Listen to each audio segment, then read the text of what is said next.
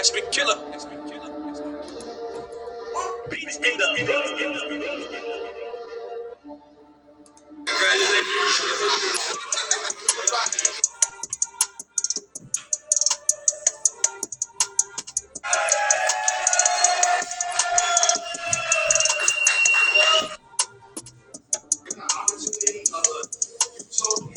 because the reason why we ain't 48 is that another thing that talk to me about TikTok.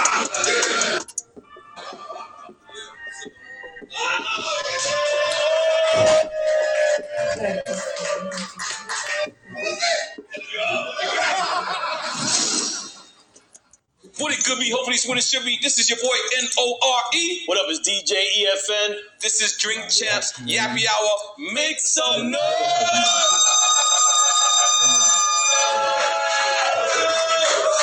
When me and EFN started this show, we always looked at rappers, or we always looked at certain people as superheroes or supermen. This guy that's standing to the left of me is not only a superhero, a superman, a super genius, a super music icon, but he's also a fashion icon. He's also a visionary. He's also a person who speaks things into existence. I remember he said, "You don't know how, Sway?" And we figured out he didn't know how, Sway. In case you don't know who we talk about, because we talk about this is going to be Drink Champ's biggest episode ever. I'm just go ahead and say that sorry to anybody else who's ever been on this table in this place. This is going to be the biggest. In case you don't know who the fuck we talking about the artist formerly known as Kanye. And he's just now, yeah. God damn it!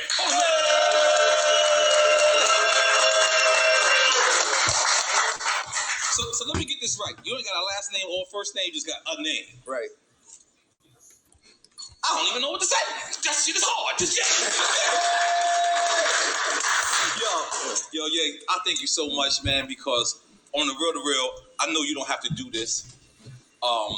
You at a level in your life where it seems like you're free. It seems like you just feel like you're free. You really showed up with no security, and I had to get security for you. I'm sorry. I just said no. I just can't let you walk around like that because we're gonna kill somebody if somebody fuck with you. I'm just throwing it out there. I'm just throwing it out there. So I'm so sorry. We left that life. But how is it? Like what's going on in your life? It's just because I heard you told me on the phone the other day. You said you don't even have a house. That's how rich you are. You don't even have a house. You're a nomad right now? How is that? Yeah, I restore houses. I'm very into architecture, but I'm not into the class system where it's like that's one of the main things they use to control us. I think my whole existence is about not being out of control, but being out of their control, being in control of yourself. So a house is the first thing that they give you, that your entire existence. When I look out at the skyscrapers in New York, I'm like, everybody that's in all those buildings spending that time away from their family working. One of the main thing is the idea of a house. Security. Yeah, security. Because I remember saying I was arguing with this one publicist, and I told the person that I wasn't going to have a house. And they spazzed on me, said, "You've done too much in your life to not have a house. You need a house." Tried to impose that idea of, but my home is just when my daughter FaceTimes me. That's where my home is. Make some noise for that. You got land. I'm assuming you have land. True. You believe you got 200 acres. Yeah. And you were staying in Mercedes. 12,000, but yeah. Okay. But you were staying in the Mercedes-Benz arena. Yeah. What was that was wild. It didn't look like a cell. It looked like a jail cell. I'm gonna throw it out there. Yeah, well, except for I could come and go, so. Right, there's a big difference there. That's the difference. But yeah, it's this idea, this monk lifestyle. And I heard that it's like trust fund kids that's kind of on the same wave right now, that they being homeless on purpose. Right. But I traveled to Paris like a couple weeks ago, and I had to go through Lisbon because you can go through Lisbon without being vaccinated. I only got one of the shots, so I'm half vaccinated. So I come to I dropped in Lisbon. It's a 15-hour ride, and usually people say, "Well, I had to." I got to take this 15-hour ride. Something Steven Spielberg told me at this Ralph Lauren. I'm just have it's gonna be shameless name drop. It's gonna be like a lot of name drops. Okay, I love it. Let's go. I love it. Okay, continue. So I was sitting next to Oprah at this Ralph Lauren dinner talking to Steven Spielberg.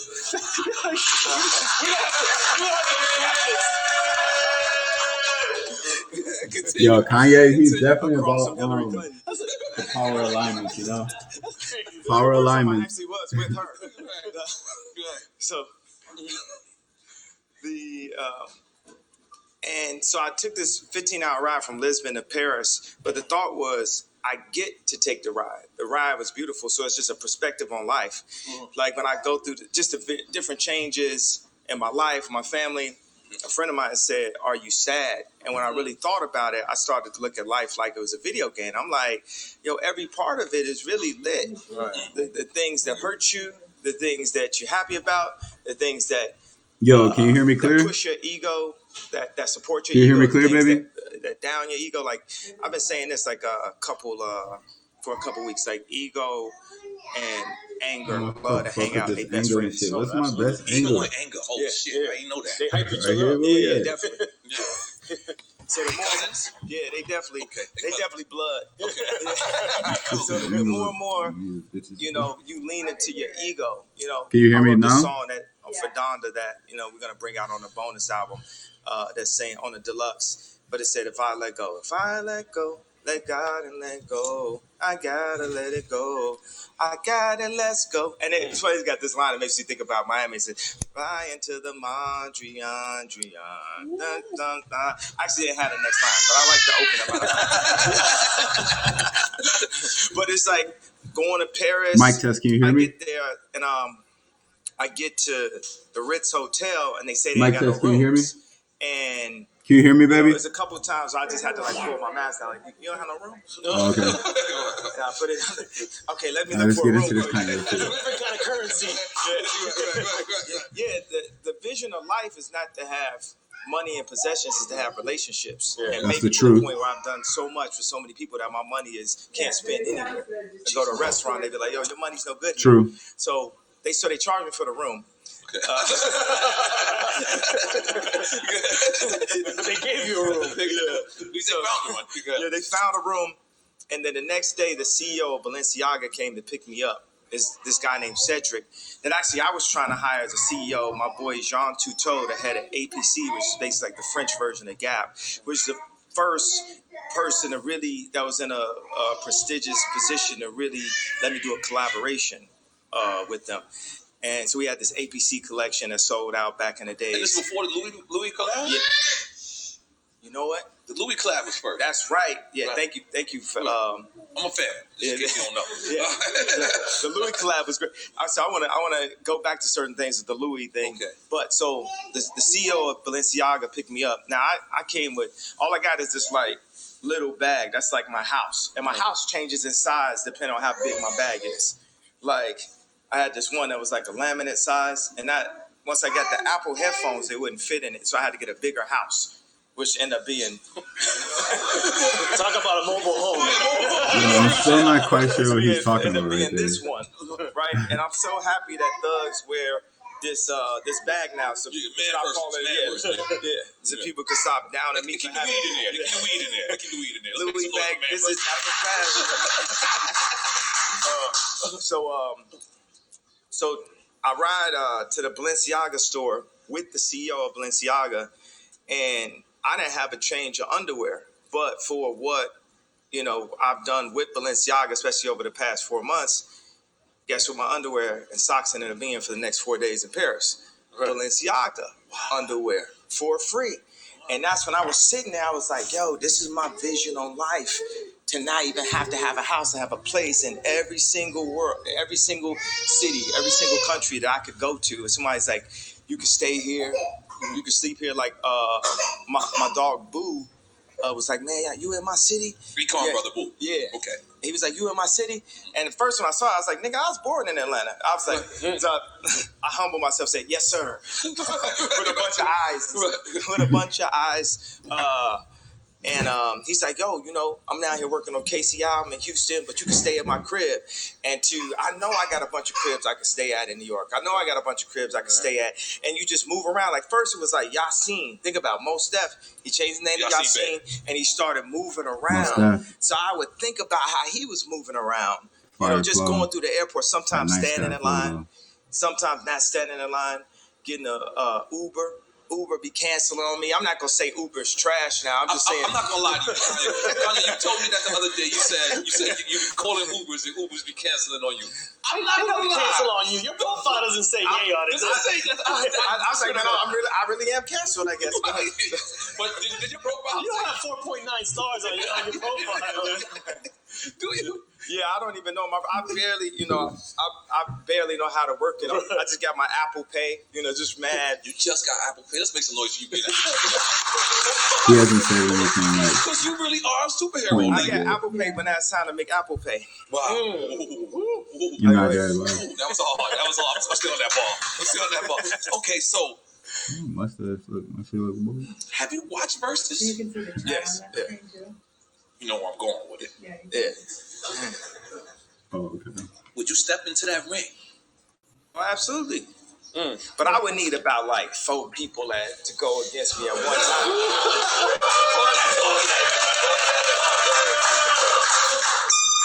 He says he needs I need producers. 4 I need people to people go who make against him good at one albums. time. I need people who make radio hits. I need every single Gemini, specifically MC.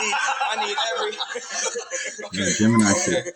top 5, especially Gemini. Would you like some Hennessy? Or would you like a glass? Well, let me explain what Hennessy is doing to the community. Okay. Oh, he's actually gonna So, get lit too. we know what the people are gonna say. People are gonna say they want Ye Because that was against a private chat you sent. who you think the people would think No, they want to see you yeah. against. There's only 2 people really out there. No, I think it'd be Drake, right? Thank you. And Hov, that's probably it. Yeah. Oh, I didn't think about that one. I didn't think about that. Oh, See Hov nephew right there. He watching you. He watching you. No, I like that. I like that. You Yeah. would go against Jay. Nah, because that's my boss. I would never go against you. I don't like that answer, but Yeah. what you saying when you and Drake together, who's winning that? I'm winning every situation. That's why it's like.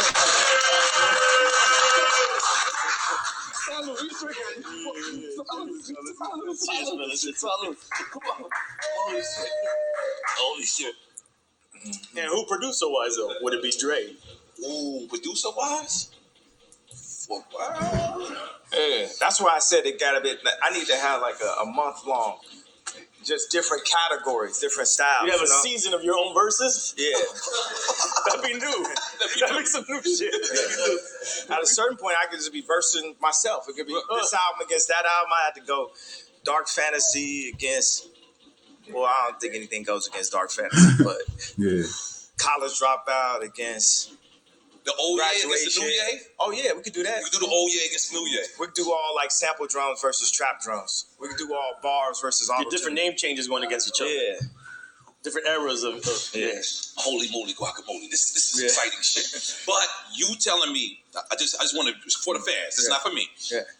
If Swiss come to you, because it's not Baby, about money. look but up I can what tell it's not about money. But movie Swiss, Timberland, say, Noriega was in. you and Drake Look up the against one movie another, list you of say you're going Noriega. to take it and you're going to smoke it. Yeah, absolutely. He's Okay, fly. that's all I need to be clear. That's all I Kanye calls him the Parker. But it already happened. He played one of my leaked songs, and it was better than every Joe other Rogan. song this year. Because you did leak Drake's Open address, your correct? eyes. No, he advertised it when he was building the house. Pedestrian, Everyone double knows it. It's like a place in backbone, Canada. You go by. It's a monument. with the Right. strangers, Yeah.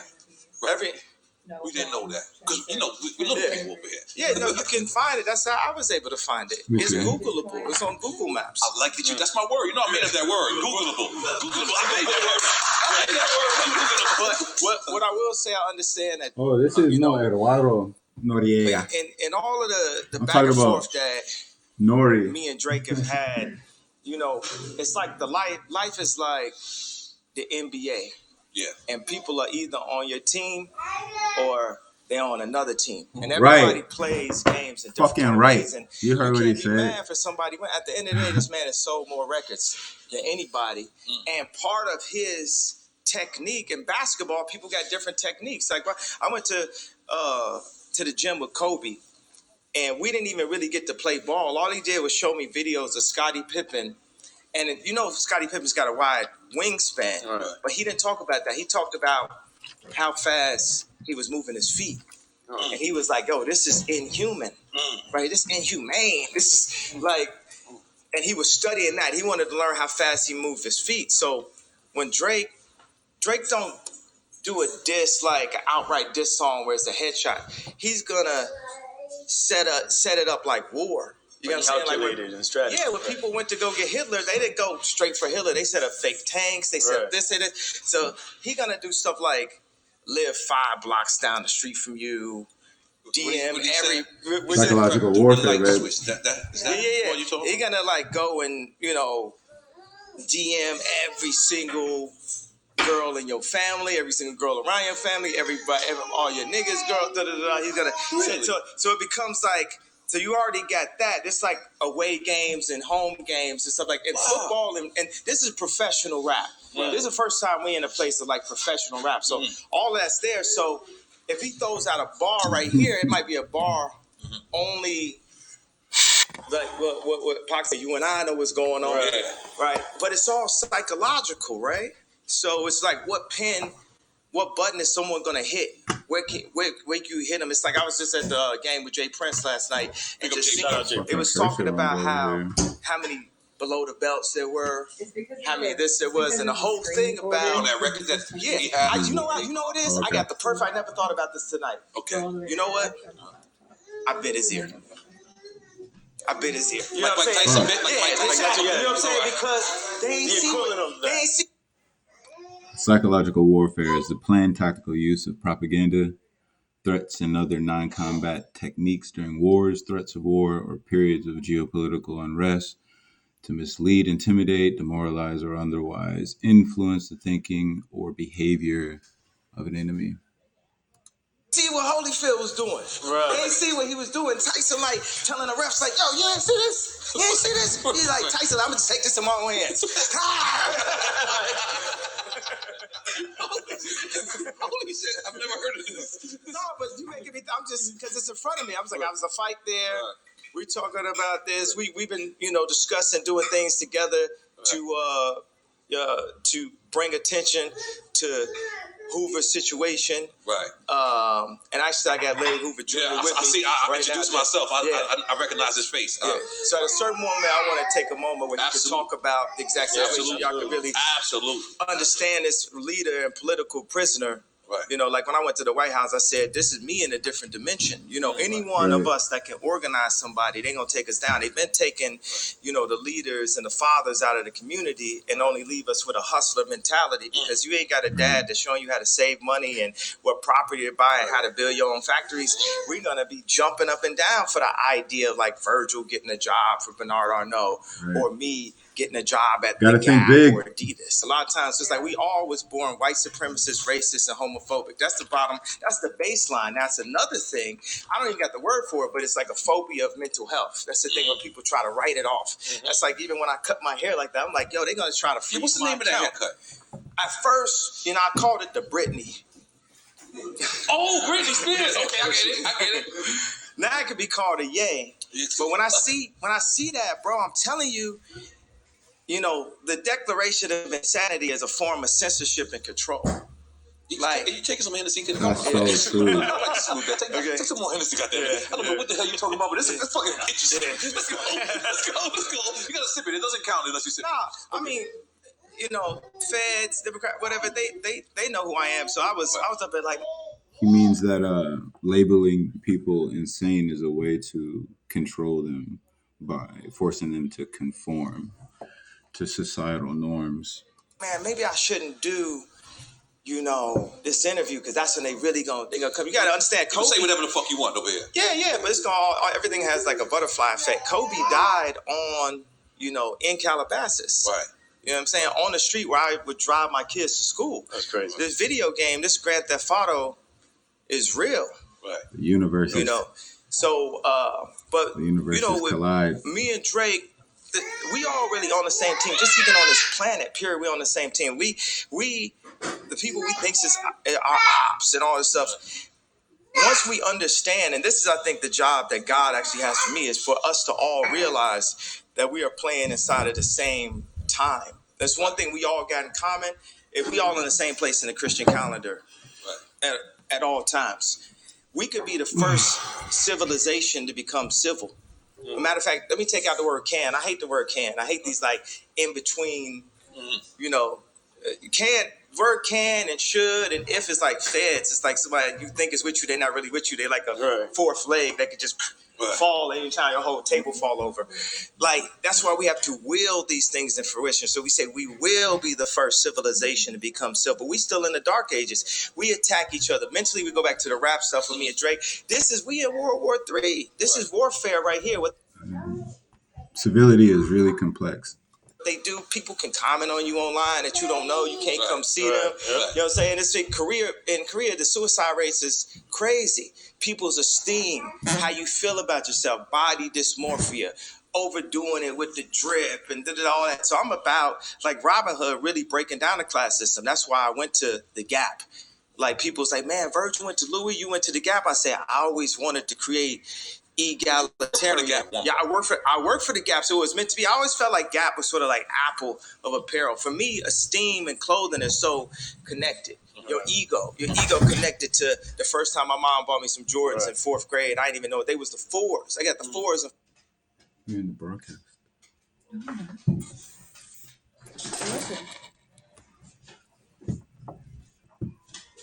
Fourth grade. If I always look for like lineups like that. And somebody told my mama, he gonna like this. And then I walked through the school and everybody was looking at my shoes. I didn't even know about it. Wow. Then I would go visit my dad out in Tacoma Park, Maryland. And it was this rich kid that had enough Jordans to be able to wear mismatched Jordans like BBD. Wow. And he'd have them with the Jabot shorts and with a polo shirt. Wow. Because I'm coming there dressed like Heavy D with the metal with the tip of my shoes and stuff with like rayon shirts and polka dots. And he's like, we don't dress like that no more. We dress like this. I came back to Chicago with the new style, and ever since then, I always been like that trendset and shit. Like, and I always like that feeling like of being ahead. But if you're ahead long enough, you need to become the head. You need to become the leader. So I had the wildest conversation. I remember this one time. Lauren gonna be mad at me, but I texted her. I said, I'm saying Lauren. You talking about Lauren Hill? Yeah, Lauren Hill. Yeah. Okay. Right. It's gonna be a lot of we super name drops. Get the graphics ready. And I was like, I'm the leader. And she was like, you a leader. You're not the leader. Shout out to Lauren Hill. Hold on. So she said you a leader. She didn't call you the leader. Like, the supreme leader. Yeah, okay. But no, the supreme leader is God, but God appoints leaders. Right. And at a certain point, they are leaders. Right. So all the like Me Too, like when I sit next to Marilyn Manson and the Baby right after both of them got canceled for 5 songs. Right.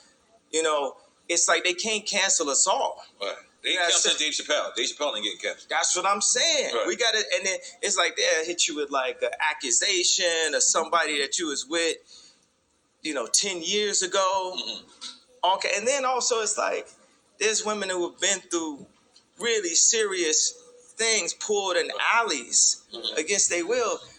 That's different than a hug. Right. But it's classified as the same thing. Right. It's classified as the same thing. It's power and politics. Power-hungry maniacs and just control. This is 1984, mind control that we in. And mob mentality, too. How you feel about cancel culture? How you feel about cancel culture? Oh, man, I love it. I'm above it. They try to cancel you like 15 times. That's it. I love it. I'm above it. You know what I mean? I love it. I'm above it. That's the clouds. When you're in the jet, you look down at the clouds. It's like I'm like running to get canceled. Doing this show, it's just like I'm begging to get canceled. We don't give a fuck. And then different people will call me and make suggestions and be like, I suggest, maybe you shouldn't be buying. If you suggesting that to me, why are you so into it? Unless you really into it. Unless you really part of the mob. because the mob, it got a couple mob members here right now. Most definitely. Baby, relax, you guys. Definitely. Most definitely. You know what I'm saying? That different kind of mob. But you got to understand, they all doing their job. We all here for a reason. God got a reason. God sees everything. And if I'm still alive, God's not finished. Like I say on 24, which I wrote. I actually wrote the day before Kobe passed the melody. And we ended up, and the funny thing, we went back and forth on this song. And when we did the listening event down in Atlanta, the first one, for Higher Atlanta, we started with 24. For the Donda album. For the Donda album, yeah, we started with 24. All my people out the trenches, living up, making all right. And then the funny thing, I had a clip of Kobe and his daughter in the video, and we called his wife everything, and we couldn't get it cleared. But one of the things when Kobe passed, there was somebody that I used to work with whose wife literally tweeted, "Let's not forget that Kobe was accused." And that's what they said. That's when Snoop reacted to that. Yeah. Because, okay, continue. Let me know what you So that's what they said, because you talk about superheroes. Gotta slander the. They don't want what did AZ say? They don't want to see a black man turn to John Gotti or Khaled. But like, they don't want you to have this. They want you to have a house. They want you to have the cars. They want you to look at the numbers on, Billboard or Spotify, or that's completely controlled. They want you to look at they want you to base your self-esteem off of TikTok. Hi, God. If another nigga talk to me about TikTok, I don't got TikTok. Yo, he just spazzed on TikTok. More to come on TikTok, by the way. Bro, it's fine. Y'all could play, praise God and everything, and that's great. I'm happy that it connects to my children and everything, but it's none of these things that can make me, and that's the idea of being a nomad. I like that term, though, because I was talking to the head of IKEA about creating. I'm sure he won't like that. Keep going. I'm into it. They're like, this is the first person that went and Me Too'd itself. So, wait, you're not laughing. You didn't like that. A season ago, the Me Too comment would have been considered distasteful. Now it's getting tried, right? I'm reading the energy in the room. It'll be an uproar. Here comes the backlash. So you were the president of IKEA. Let's go. You were the president of IKEA. What happened? He gonna be like. So I was just talking to him. I said, look, we need to create better situations for homeless people. It's a really utopian dictator concept. Okay, we're gonna eradicate homelessness. What about people who want to be homeless? And there's a lot of them that want to be homeless. There's a lot of people. Yeah. So that would change. You got to think. We used to have water fountains. What an assumption, like as a quote, to say, oh yeah, people want to be homeless, because it's such a raw assumption. You're assuming that they want to be homeless because they're not able to maintain, in some respect, like a lifestyle similar to yours. And they think it's as easy as just like we get it, right? But it's not. Mountains. Now we got a plastic problem because of water. Not bottles. easy. Life's That's not capitalism. easy. You do got to be smarter about everyone shit. only thinks about themselves, especially our black leaders. Right.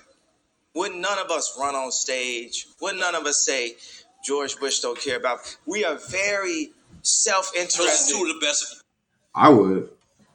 The Gemini energy, I'd run on stage and say, motherfucking George Bush doesn't care about black people, and he doesn't care about other indigenous groups and shit like that. Like, but I'm just so tired of the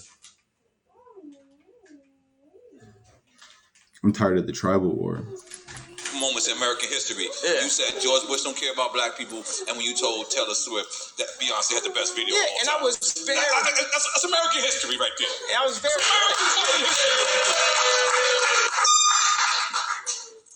Would it be okay to not hit that for the whole rest? Is history only based on... Is real history based on legislature and, like, big current happenings, or is it based on like cultural effects and pop culture and entertainment culture? I think like if you're an entertainer, you're apt to believe that it's entertainment by a overwhelming extent, but entertainment is really just as a pre-line into other thoughts in upcoming videos. Entertainment is really just a disguise to keep you away from geopolitical interests.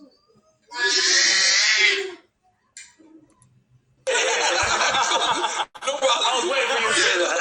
Man, you know I got a gentle mentor. Yeah, no problem. Man. But that's American history. Like, what was it Hennessy that night that with Taylor Swift when you sat there? Because why did you want to do that? You know, well, I was showing both of my addictions. You know, I found my dad's Playboy when I was 5 years old, and I started drinking beer or something in high school. So I actually was carrying both of my addictions, one in one arm, one in the other. I was actually talked in to going to the award show. Right. At that time, it was Don C's job to talk me into stuff. They find new people whose job would be to talk me into doing something that I don't want to do. Influencers, people around you. So that night, I said, man, I'm not going to this award show. I'm not sitting through this no more. And the very first award, they sit me in the front.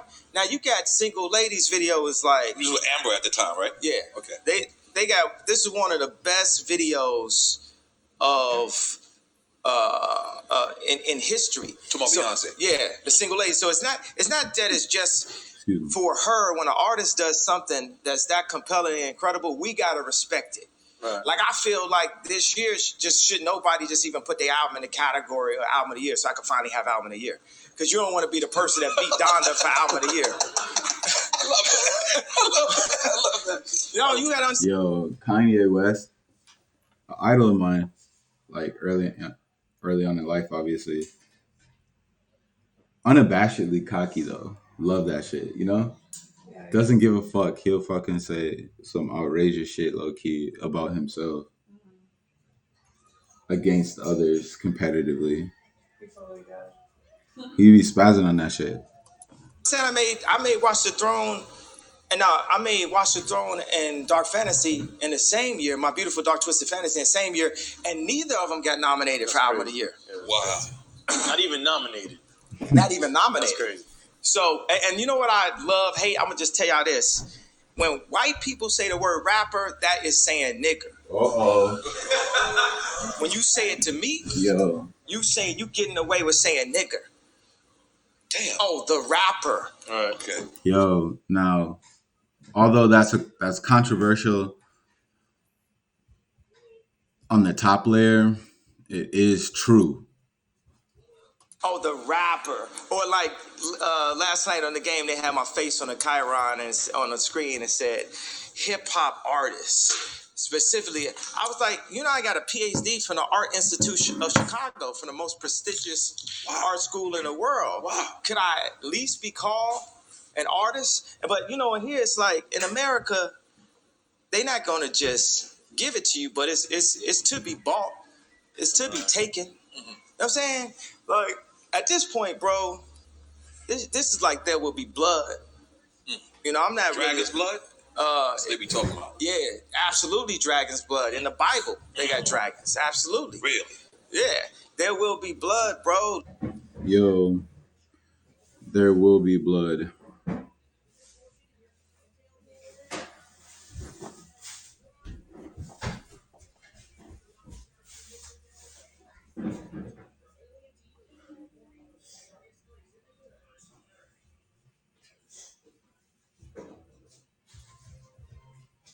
Ruthless silver miner turned oil prospector Daniel Plainview moves to oil-rich California using his adopted son, H.W., to project a trustworthy family man image.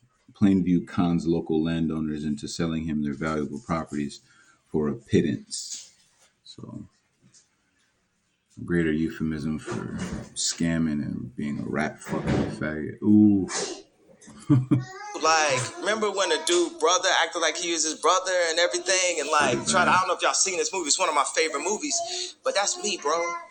That's me, bro. It's like the kid with the pink polos. I be telling people like, yo, it's not like that no more with me.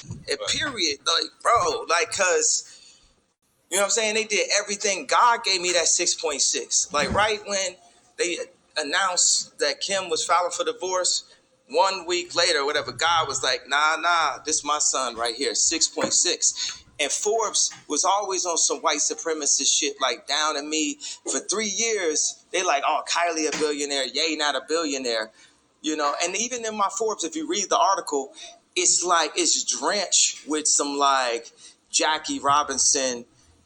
Everything is say, duh, nigga, blank, nigga, duh, nigga. What'd you say? Because Jackie Robinson was the first. Yeah. So the idea of what it even means to be a billionaire, but to not colored inside the lines. You know, my mom was born into a drinking fountain. They told her what fountain she could drink out of. Okay. Now we born into a vote.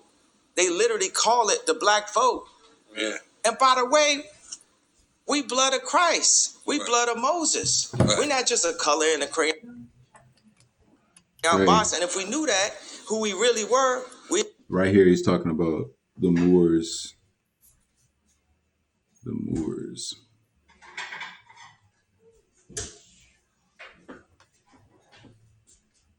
The term Moor is an exonym first used by Christian Europeans to designate the Muslim inhabitants of the Maghreb, the Iberian Peninsula, Sicily, and Malta during the Middle Ages.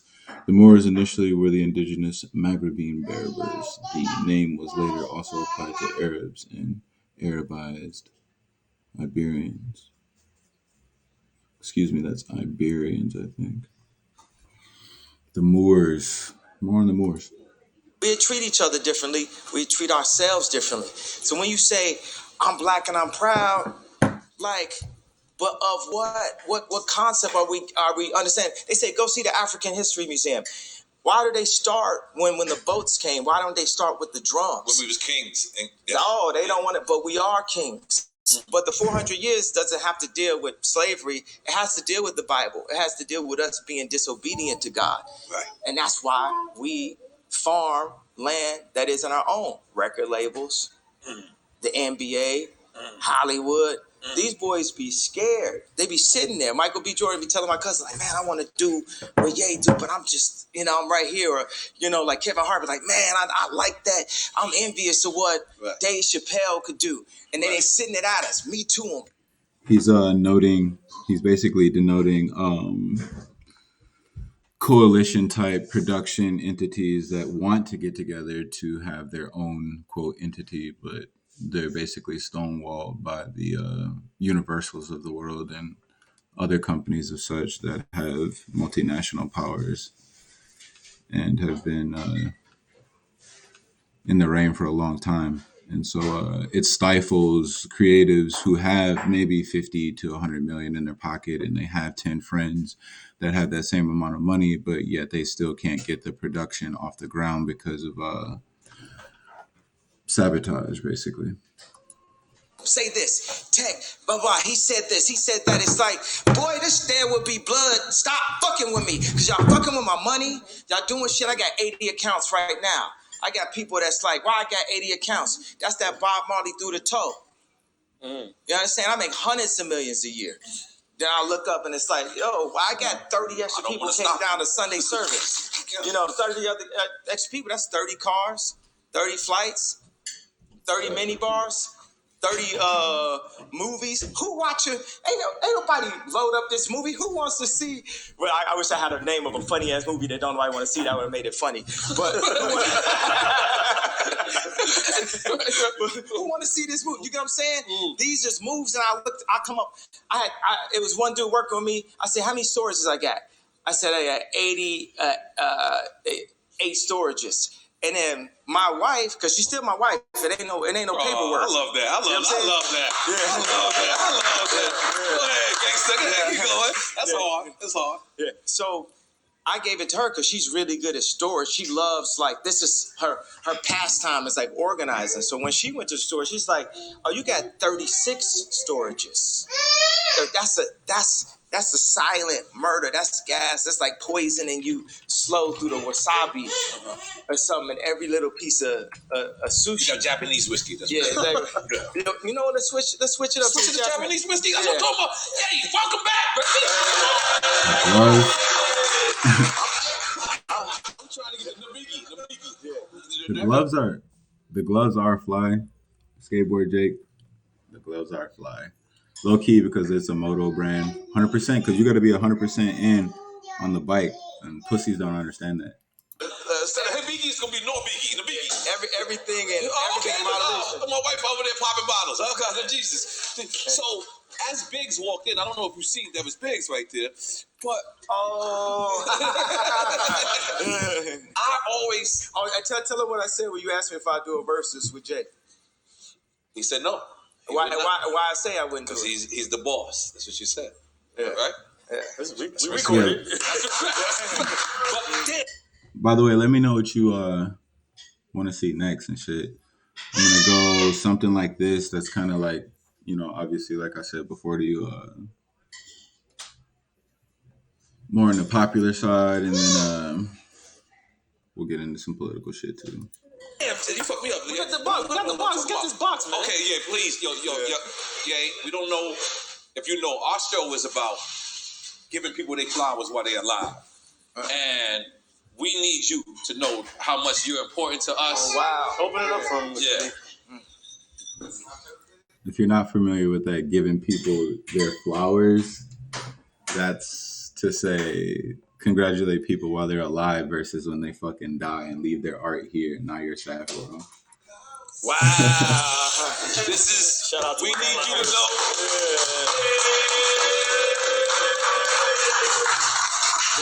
Because I said it in the beginning, but I want to reiterate this because I want you to really know, how many, not just black youth, not just Spanish youth, not just white youth, but how you are really inspirational to a whole generation. You made people dress different. You made people, want to really have their albums produced greatly again. You brought that back to hip hop, and I want to tell you that as face to face, man to man, eye to eye, we appreciate you. We love you, and you mean the world to us. Yeah. And you did a record for me back in the days. I don't know if you remember, and you didn't even charge me. I ain't have it though. I ain't have it. You was way too expensive. And I tried. I was like, yo, he's like, Everybody likes you when you're dead. nah. It's good. It's on the house. It's on the house. And he did freestyles for me on my mixtapes back in the days. I know he's not gonna remember that at You all. did steal one of my lines. You said, I go to Jacob with 25 down. You stole my shit. Keep it real. Keep it 100. I made a whole song out of You made a whole song. With 2,500 wow. I got a plaque solo wall right now. You got your first gold singer. Oh, nigga, wow. I was looking at that. Because I said, but yo, so you want to do some hibiki? Yeah. All right, let's give him a new glass. Yeah. I think that's a new glass right there. That's a new glass? Okay, all right, cool. Hibiki. Biggs, I'm sorry. It's 10 a.m., but you're going to drink with us too. God damn it. I'm sorry. I'm looking dead at you. You know what's funny? I just bought a bigger house last night. I got a backpack that's this big. It's all about the amenities, man. It's my home. It's definitely all about the amenities, or like how you can situate your life. Like that's probably one of the greatest luxuries that human life has to offer, is like the potential to like really put together your lifestyle from a aesthetic point of view and living standard point of view, where everything's like beautiful and feng shui and Japanese and accessible and clear, and it like inspires you to want to like do whatever you're interested in for the day. Like that's why he's always talking about houses and shit like that, because I would like to imagine at that level things just become, if you're really that creative, things just become symbols of the potential to become something else. So it's like you end up becoming greedy because you're trying to collect ideas, not because you're trying to collect things. No, that's my house. My home is when my daughter FaceTime me. But my house is that backpack. Nice. Okay, so this is what I was going to ask you. One of the most controversial records or most dopest records I've ever heard you make was Big's brother was Big's brother, used to be. And I thought that was so honest because a lot of people, I believe the word jealous. Some people are obviously selfish, by the way, though. It's not a bad word. Sometimes you can be jealous and say, I want what this person wants. That doesn't mean you're a hater. Hate is something different. Hate is I despise you. And I felt like that's not what it was saying with that record, but it was like, I want this slot and I'm gonna stop at no means of getting the slot. Am I incorrect? Or, yeah, absolutely. Okay. And I think about when I do things, I go and be on my monk. I'm just traveling the world. I have a home, stuff like that. But when we go in, like we was doing the listening sessions, we want to make it hurt. That's what competition is. We made everybody push their summer back. You know, Drake pushed back those release dates. Okay. That's for fact. That actually, actually happened. And then they had people come out. Meaning he had to recoup and come with more heat.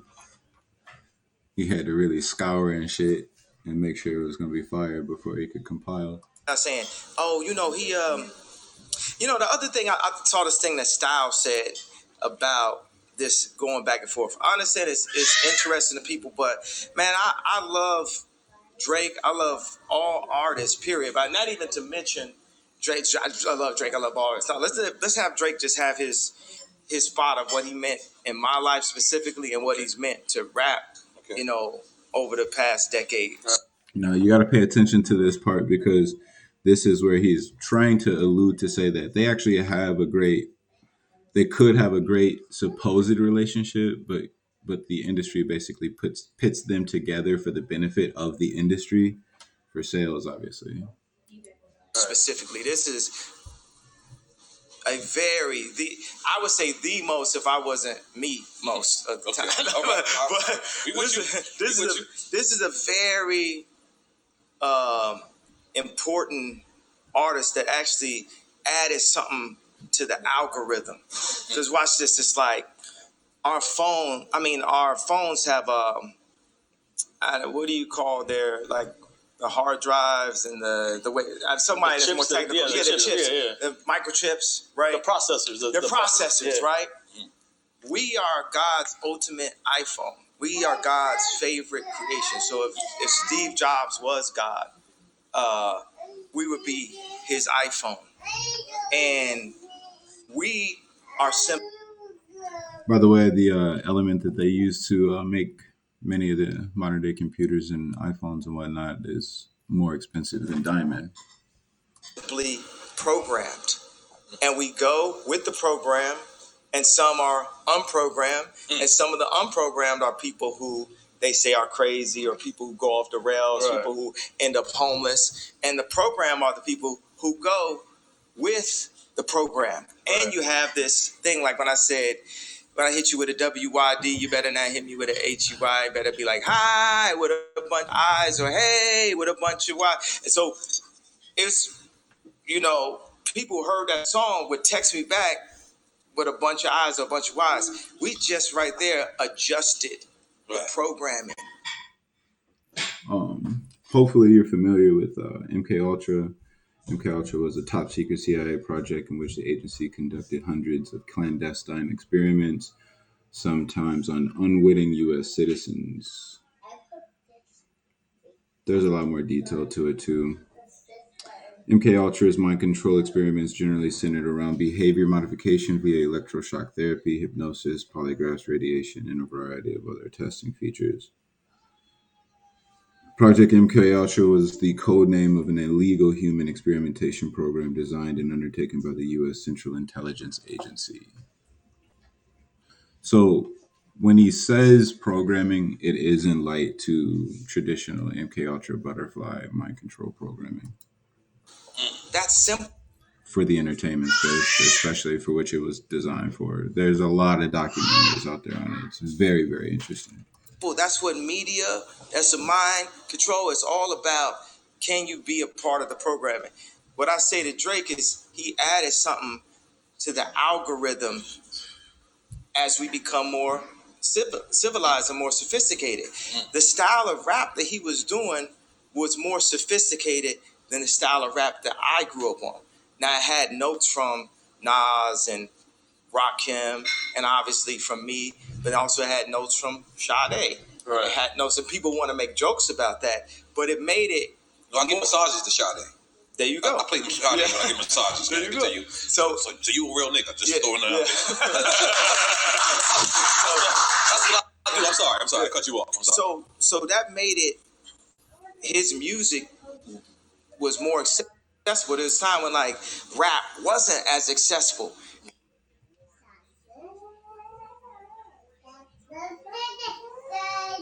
And he created this thing that actually has good melodies in it, you know, good music in it that became massively accessible. So it's sort of like the iPhone. Music is such an interesting thing to create, a genre to create in, because grab music right now. Grab it with your hands. It's like it's in the air. Intangible, right? It's intangible. It's intangible like the concept of a relationship. You know what I'm saying? You with somebody, you might only see them twice out the week. If y'all married, you might only see them 2 hours a day, 3 hours a day before y'all go to sleep. But y'all together. It's a concept that you live on, an idea. You know, in this GTA, we are an idea. So for instance, I gotta say this to Boo. I kind of feel like he knew that I was working on cities. He knew I was working on cities, but when you think about a city, who you think about? Akon. So I feel like Boo was like, man, you know, I'm gonna let you know, Ye about to drop a city right now. I get Wyoming? Yeah, it was just period. Civilizations. This is your man right here was like, "Are you working on that Epcot? You know, cities of the future." I'm like, "Man, how you know that?" He said, "Man, I know what wave you on." So, because nobody never liked it to go to Wyoming until you went there. I'm just or even afterwards. Apparently, still you afterwards. Only you. They only came to Wyoming for you. I'm just telling you that. Yeah, it was a step. You know, the problem is they say y'all was talking to Jay Prince and talking to Elon. There's another. We're gonna do another drop. Are you talking about Elon Musk? Yes. All right, continue. Elon Wilson. Okay. His cousin.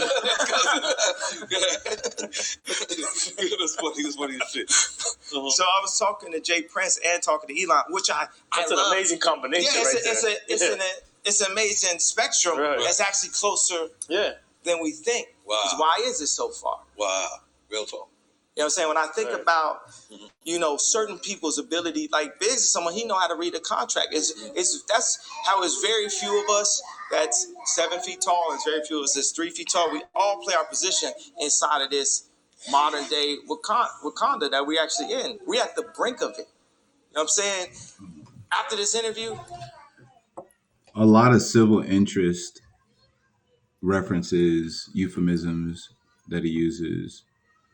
Wakanda, GTA, the city, the algorithm. These all allude to programming, mind control, commerce, economy, society.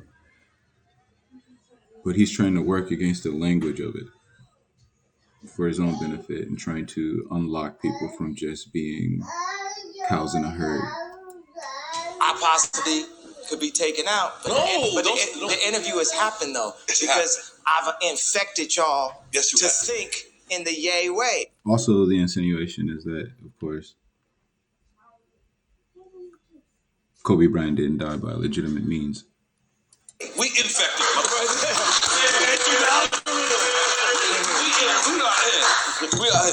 It's like when they say, this is the man on the moon, this is the first black man on the moon. I just telling people, like investors, people we have respect, it's with the black. A white person, first of all, we all beings alike. We're not even classified under race. But if we're going to be inside of race conversation, don't be telling me what you done did for the black people. I started the black SPAC or this black investments for hair clippers and what you think I might be into. I remember being out in San Francisco, bro. It's like I ain't never made money with not one person from Silicon Valley. Have you ever saw the show Silicon Valley? Yeah, yes, that's a great show. Like the opening episode. Interesting point coming up here. It was Kid Rock performing, and it can like help shape your view on what real elitism is. Say, I'm Kid Rock. And then nobody clapped at the end of his performance. And one dude said something, see, that's Kid Rock? He the brokest person here. That best describes my experience in Silicon Valley, whether I'm sitting with Google, whether I'm sitting with Mark Zuckerberg, whether I'm sitting, man, I already been shadow banned. They shadow banned me in the middle of the election. So what I got to lose? I don't use Twitter anymore. I'm friends with Jack Dorsey. I get shot. I said, man, why y'all shadow ban me? If anybody can look up anything based on shadow banning and tell me some things that are interesting about it, I'd really appreciate that. Such a clandestine thing. He hit me back and said, I don't see anything weird here. Because you gave me a I didn't inhale as answer to why I got shadow banned after I went to Haiti. I don't know what shadow ban means. I'm sorry. Man, They don't see your stuff. They don't see your stuff. You don't notice it. Like, They don't see load up. If you go right now and load up Emmanuel album by Sunday Service on Apple, if you don't type it all the way to the very end, it ain't gonna pop up. Yeah. It's little things inside of. But let's be clear. You was a little crazy on Twitter at one point. Remember? You was kind of. Yeah, but does that get a right for them to shadow ban? It's freedom of speech, though. Too. Taking that away. Yeah, and then what was the craziest thing? Exposing I had 10 contracts that everybody around me knew I had 10 contracts. Everybody that supposedly cared for me knew I had 10 contracts. You're not on Def Jam no more, right? Oh, I'm off of it now. But what I'm saying is, I signed contract after contract after contract after contract, and it's like one of my skill sets is not reading. One of my skill sets is not counting. And people be like, oh, you need to learn how. Man, I ain't telling these niggas to learn how to dress. I'm not telling these niggas. But if we moved as a family in a community, you know what Jay say we could fall with each other's crutches. Mm-hmm. We could benefit each other, but the problem with that is that people have been programmed for compensation. So we don't live in a bartering community, and for society, it would be hard to make that type of transition because of how competitively oriented our community is. System tears us apart left and right. Jay this way, Dane that way, Ye this way, Virgil that way. We stronger together. We impenetrable together. We have to vote. I don't know what it means. Impenetrable? Impenetrable. Can't get through. Can't get through. I'm using that one. We have to vote as a block. Right. We vote. Like, I would have voted for you for president. Yeah. I don't know. Did you see me on the campaign? I went on a campaign. I was. We talked about it a lot. I was like five. Yeah. I was by myself. Like, not people supported me, but I supported you. Yeah. I remember. But you absolutely talked about it a lot. When it's on TMZ. Praise God. I appreciate that. When it's time to get free, the only way we're going to do it is by leverage and anchor. It's like the Jewish community is not the most people in America, but they understand how to collectively use their leverage to have a position that serves them. You know what I'm saying? Now, what I keep on saying is we're us. We're a collective. Humanity, we're a collective. But we so easy to get into like an ego thing. Just like with the Drake thing, man. I love Drake. I was just telling you things that he was doing in the professional game of rap that was throwing me off. And then, okay, I bit his ear. You know what I mean? And that's what happened. That was Mike Tyson. Professional game of rap. Because rap, be it vocal, is a contact sport. I thought that was professional sports. We in professional rap, meaning it's too many people that get paid off of either of us for something to happen to either of us. Yeah, true. You know what I'm saying? So we'll be on the Love you. Talking about, I'm gonna do this. No, you're not. You're too rich, man. You're too rich. It become ridiculous at that point. Yeah, it's just, you know what I mean? So, and why, you know, and life is just so fun and it's lit, and we get to be professional, you know, rappers for a period of time out of our life and pull in this energy and have people talk. The odd nature to that, when he keeps talking about being able to be a professional rapper, quote unquote, in his previous reference to when people are calling black people rappers, they're really calling them a nigger. I think it's touching. It's unfortunately touching.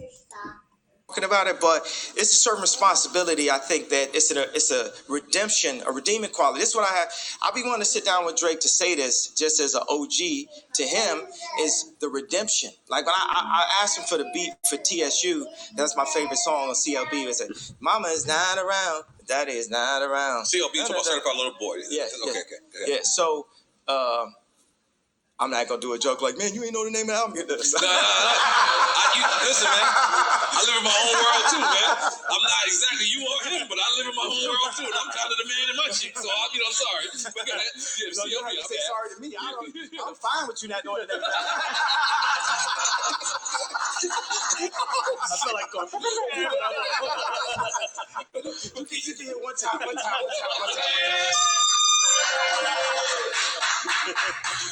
Oh shit, this is great. But Fucking the air horn would be annoying. redemptive quality is like that third verse. Because if you just leave it as is, it's gonna stay as is. And for me, in my opinion, Lucy and Gray J got no problem with it staying as is. I got a problem with it staying as is. Lucien Grange, the CEO of Universal Music Group International. Lucien Grange. Think about that name. It's funny, I call Damien Hirst that did Drake's cover because I felt like I didn't like the cover. I felt like he was trying to troll him or something. I love Damien Hirst. I just bought a couple of his pieces right now. Just one of my top 5 favorite artworks of all time is these animals he put in embalming fluid. So when you do my interview, which y'all should have, it's just things just pop up at the bottom. Exactly what I'm saying. Don't worry about it. So he did this shark. It's kind of similar to the scene in The Cell that had J-Lo by Tarzan, where a horse separated like this. So he actually did this, and I bought a dove for my family, for my wife, to put it there, and I bought this black sheep because that's me. So Dove iconography. Polite and gentle. White and nice. Purity. Flight. Capability. Poetry. Doves. So I bought a black sheep. it's an actual black sheep in embalming fluid, and it's by Damien Hirst, who did the Drake album cover. So I'm thinking you bought a real black sheep. Like, but it's physically It is. Okay. It is. No, I actually bought. It's a rich nigga shit. I actually bought 1,200 living sheep. Okay, but I bought one. So you're a sheep herder officially. Yes. So that was the easiest thing I had to say. Shit like this in my life. Low-key Kanye West, he's always hinting that he's trying to follow some of the charactership from some of the individuals in the Bible. Moses, David, he brings these people up because he's trying to find his own place in like the world and society, but he understands with how much power and influence he has, he's basically like a character in the Bible. So it's that third verse. I used to rap like this. I would say, girl ain't give me no ass, she needed to go down. And the next line I would say, the pastor said I need Jesus, so I went to the church and let the water wash over my Caesar. I always gave a redemption. You know what I'm saying? Like, it's like what Bone Thugs told you about, feds sitting with them saying, make negative music that's going to put more of us in jail. It's documented. You can load it up. Wow. So we do that, and you get like of God people, Travis Scott, Drake, Kanye West. We of God, God's plan.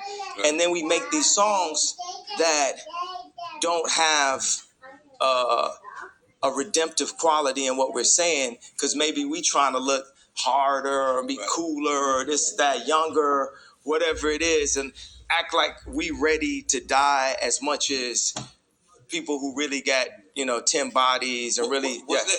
I'm sorry, because did it?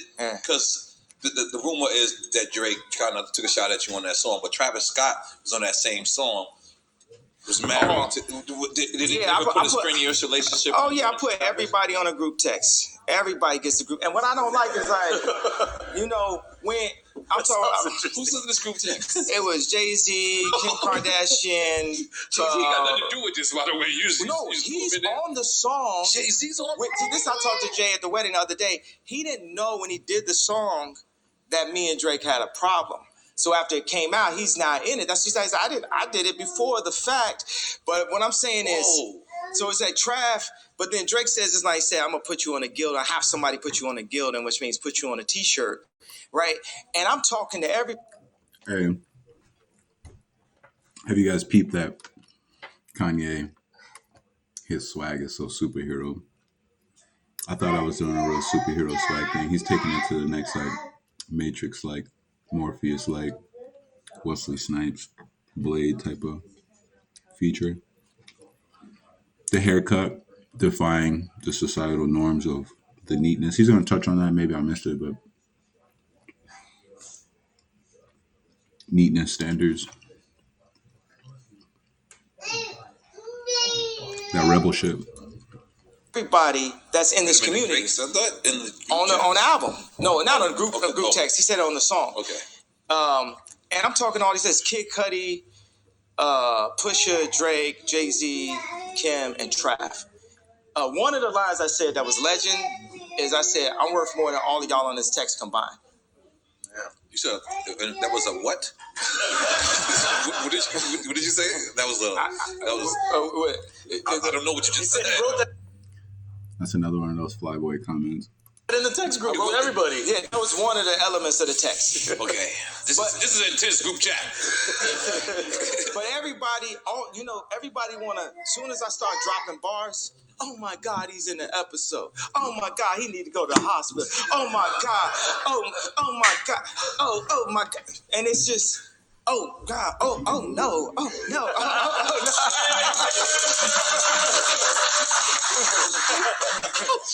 This is so good. This is so good. Keep going. You want some more Biggie? He's like, it just got good. Big some Biggie. Yeah. You going in there. So I just got to shut up. But what I'm saying is, as a community, we have to police ourselves. So if you know you got a person that's, we in a league of our own, right? It's like the NBA, life itself, but then also this like celebrity influential place of like musicians and influencers and stuff like that.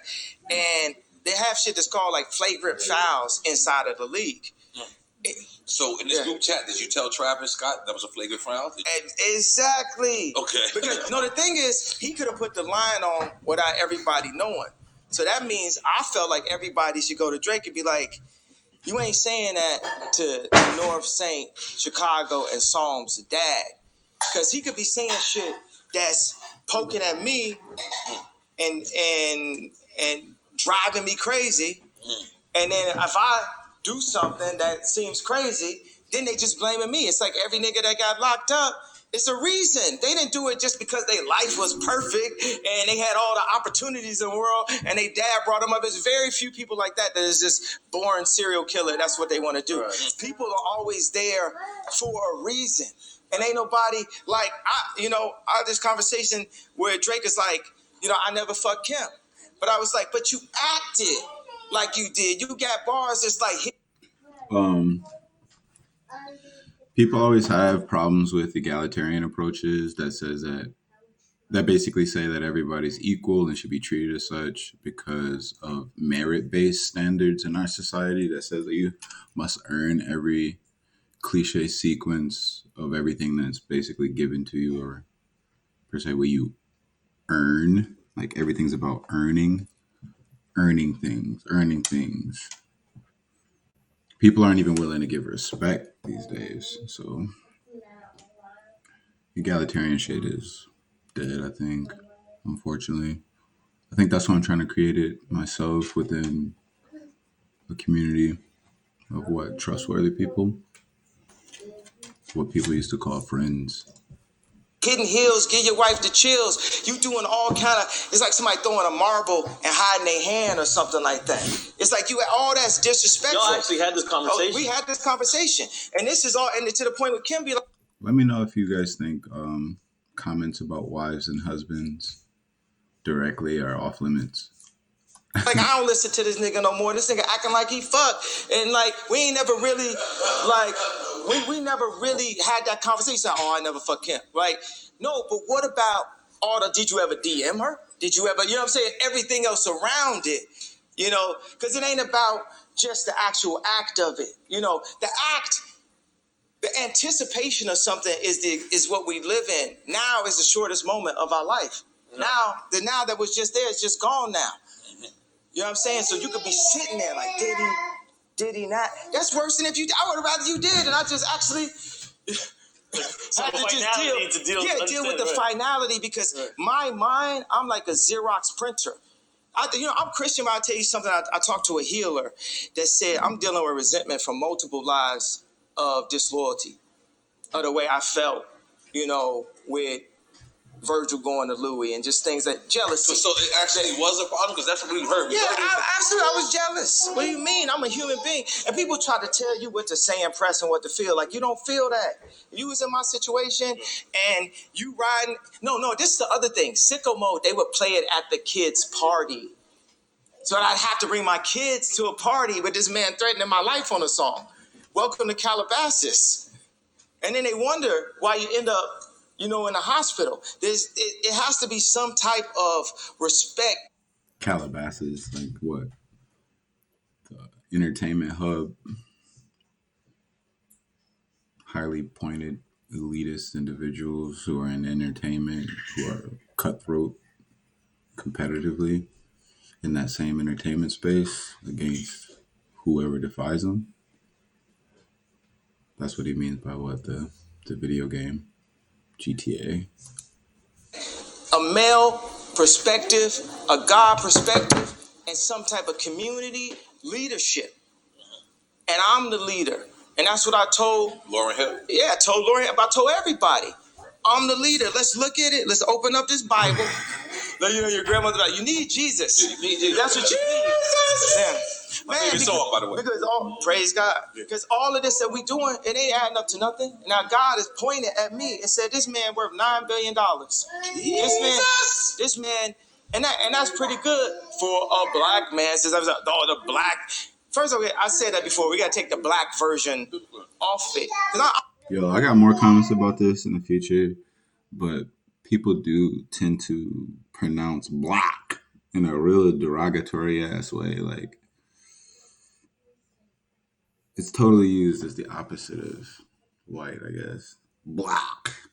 Everybody sounds like the penguin when they say the word black and shit. I'm running circles around, you know, all the other. Yes, the penguin from Batman. You know what we're gonna do? Guys. Yeah, all you know others. that black or white. But what we're gonna do to the world? We gotta make some noise for that. Yeah. Continue. Like, I ain't gonna lie, you got me hyped, motherfucker. I'm sorry. Yeah, I mean, like, look at Moses. In order for Moses to be Moses, he had the ability to be able to take down anybody else. That's my thing. If I'm a rap on a song, if I'm gonna do a beat, if we talk about money, whatever we talking about, I'm gonna be the Moses of the situation because that's what God anointed me, that skill set to be able to do that. You know what I'm saying? It's like I can, you know what I'm saying? You wouldn't have Drake write a verse. You wouldn't have Virgil do a song for you, but you wouldn't have Drake pick out a purse for you. You know what I'm saying? But I would compete with both of them at the same caliber. You know, competing with Virgil at Louis Vuitton with my little brown sweatshirts. Somehow, this man been anointed with different skill sets. So there is something about being able to octopus into a number of different modalities, or some would say occupations or interests, and do them all at a very high level. That's why I said I put them on a group text, and it wasn't about the matching Arc'teryx or Kid Cudi dress. It's like, you know how it is. If you texting a girl or a girl texts you back, they might, just to gain some position, text you back slow, different things. Let me tell you, as a leader, I don't operate like that. Don't be on my phone text me back. So if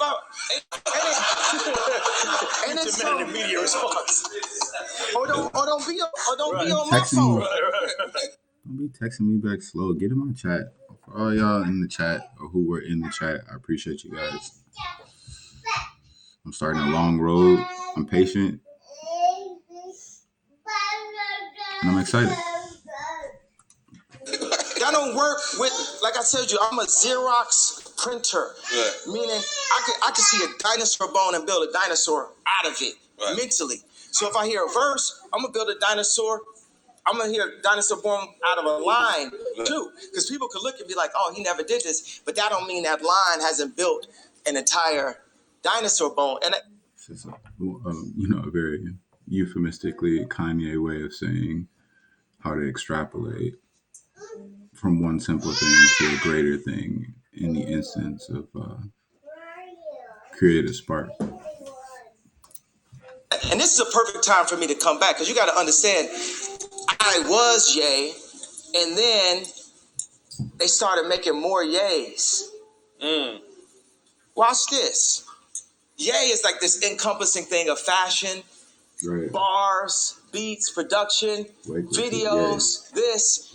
And then what happened is you get Rocky dressing better than me, Tyler making better videos, Drake, more records, Virgil, higher position in fashion, and J. Cole, more backpack, or Kendrick, better bars and stuff. So I literally had to go like Thanos, and I don't want to have to be the villain.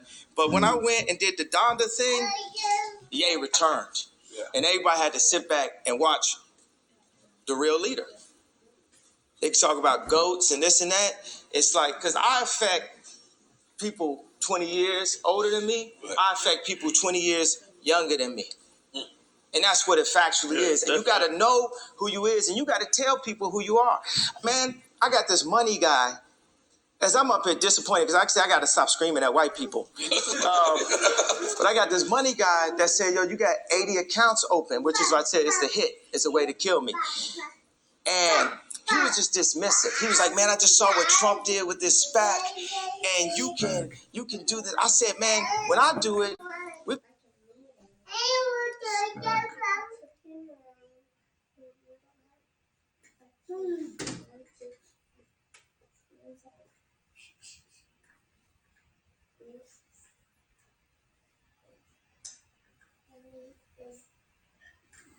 SPAC, a special purpose acquisition company, is a company that has no commercial operations and is formed strictly to raise capital through. I hear you, baby. I'm almost done. Through an I hear you, baby. Through an initial public offering, an IPO, for the purpose of acquiring or merging with an existing company, also known as blank check companies. SPACs have been around for decades, but their popularity has soared in recent years. In 2020, 247 SPACs were created with $80 billion invested, and in just the first quarter of 2021, a record $96 billion was raised from 295 newly formed SPACs. By comparison, only 2 SPACs came to market in 2010. So it's basically a way for large conglomerate companies to hide money eventually. We're going to get up to Elon and Bezos and Arnault territory. And he just says to me very nonchalantly, well, I'm not going to say it's going to be all that. 3 minutes later in conversation, he's talking to me about you got 80 accounts open and this is ridiculous. He said it at the beginning. Wow. You know, I said I already heard. Baby, can you corral the baby your way so she's not screaming at me, please? That would be nice.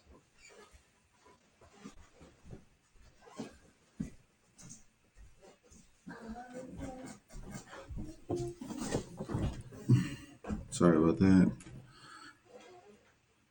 I'm gonna keep my personal life personal.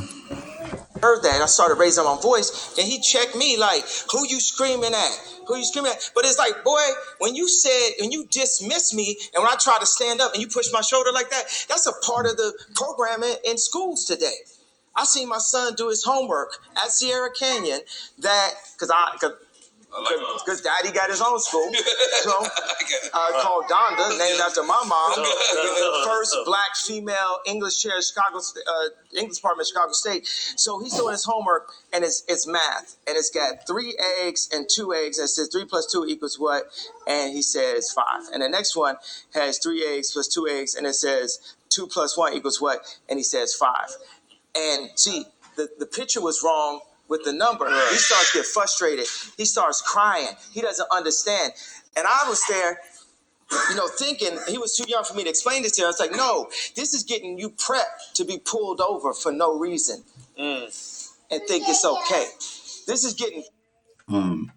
Conformity really does start in our school systems at a very young age, from holding hands to standing in lines to having the social pressures of having to listen to directions the first time. It puts us in an orderly society. And from some people's perspective, of course, it's going to put you in a place where it's like, oh yeah, we're doing this to train to be in a orderly society. But there is a big edge of that becomes suppressive for that, like 1984 Orwellian society where people are on an assembly line of production for these billion to $1 trillion companies and these multinational, multi-conglomerate companies around the world who enslave us quietly by providing us outlets for entertainment. Prep for you to be the person that deserves the job, and someone else get the job. They hire Virgil over you, and you think it's okay. You can't say nothing because you a sellout to black people. If you say you got to go get a hug, you know what I'm saying? They getting you prepped. It's prep school, right, baby? Right. It's preparation for your prep, as in a hint that it's always embedded in the language.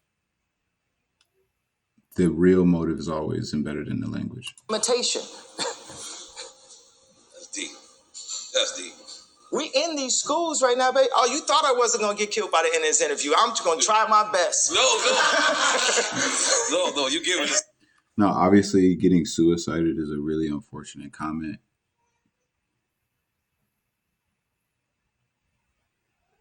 More videos on the shadow of government.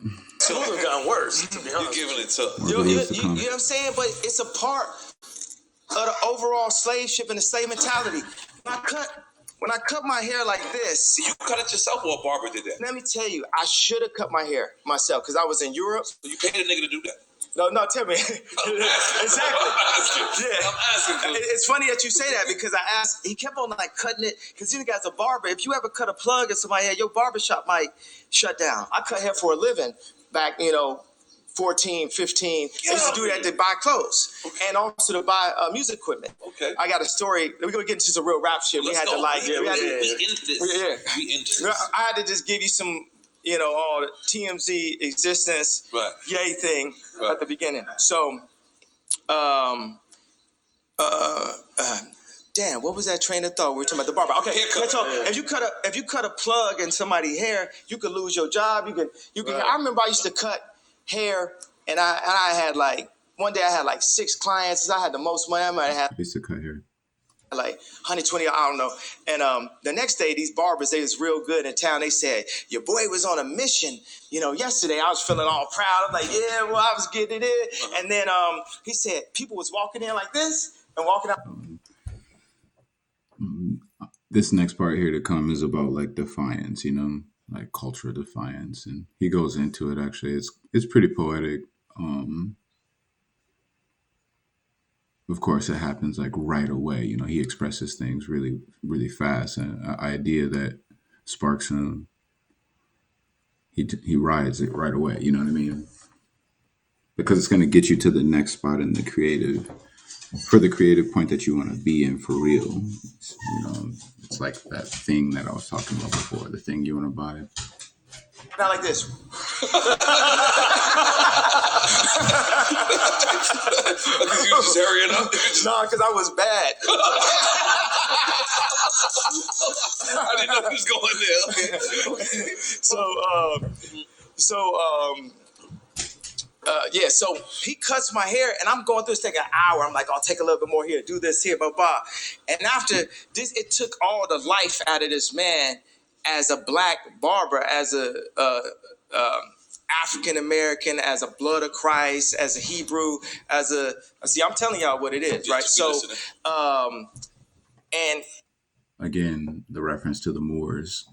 He was so disappointed that he didn't even charge me. He just walked away like, man, I did this to Kanye West. For something that you asked for, too. Yeah. And then a few days later, I cut my hair. Now, mind you, I thought it was lit, and only God, the universe, the video game, that my haircut. You posted it on the gram? Was that Yeah, you posted it? but the fact that my haircut and my name came at the same time was more slave name. Yeah, it had to be something, because to do that, this was harder than wearing a Trump hat. Because every time it's my image, I'm All right, and this is what I've always loved about Kanye from a creative perspective. It's always from a creative perspective with him, obviously, but he's like one of the only amazing artists on the market that'll try to give you an insight to his creative process. And if you're not vocal and you're not creative and you're not performative to some rate, then his language choice might confuse you a little bit. But he really does try to give you an insight into how he came up with a thought, a platforming thought, a segue type of thought, a segue to a better presentation, a better concert, a better tape, a better beat, a better jacket. That's basically how he thinks for the sake of competing with himself almost. But he's definitely like outwardly competing with the world though, which is so interesting. And that's what I'm saying. He gives a nice insight to the language he coaches himself onto. I'm fly, so it's just everything is like you get your haircut. It's Friday night. I'm finna go to the club, or I gotta go to a wedding, or I gotta go to a graduation, or I'm going to my job. Yo, as a man, as a black man, your lining, your haircut means so much. So then I'm sitting in the mirror at the hotel, and I grab, and I remember, snap, I have a barber skill set and an art skill set, and I start cutting because one of my homegirls like, I think it need a lining. Cause it just looked really. It's still lined up. It's still lined up. And I was like, I ain't finna get no lining. I got $9 billion. I need a lining. I don't need no lining. so then I cut it a different way, and the name of our basketball team is the Doves, the Donda Doves. So I started to cut it like a dove. So this is actually 3 doves cut in my hair. Right. And what I like is one patch will grow back and it starts to make these layers. And I said, I'm an artist, like a process artist. And I like to let people in on the process, like what we did with the rollout. So when you see the hair, it's like you see the process of the haircut. You also see the process. It's like a representation of my thoughts developing because of how close it is to my, to my head. Brain, right? And then I'd be scary right about this type of shit and a lot of shit low key. The whole thing is it gotta look hot, at the end of the day. Like it's girls that hit me like, yo, I like that mask.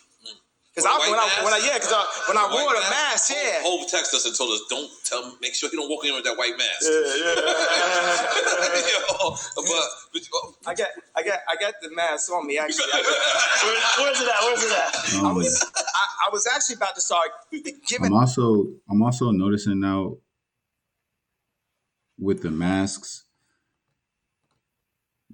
are a play on identity and how we see ourselves and how other people see us, and it's theater, it's theater, and it's also him trolling. He's also what you would call a provocateur. That's his job, is to provoke interest. That's his job, is to play on the chord of human language a little bit differently to wake you up to new thoughts that could basically comfort you. Our haircuts, because apparently this is about to be a thing. Yeah, a lot of people gonna fight your shit. Yeah, and my barber name is Edward Nigga Hands. There's a lot of fucking biters out there. I like him already. And I like the fact you holding the Smoke Champs joint. I like that. If you want to light up, you can light up. If you want to light up, you can light up. It's okay. Yeah. No. You thinking about it. All right, come on. You my Joe Rogan. Let's go.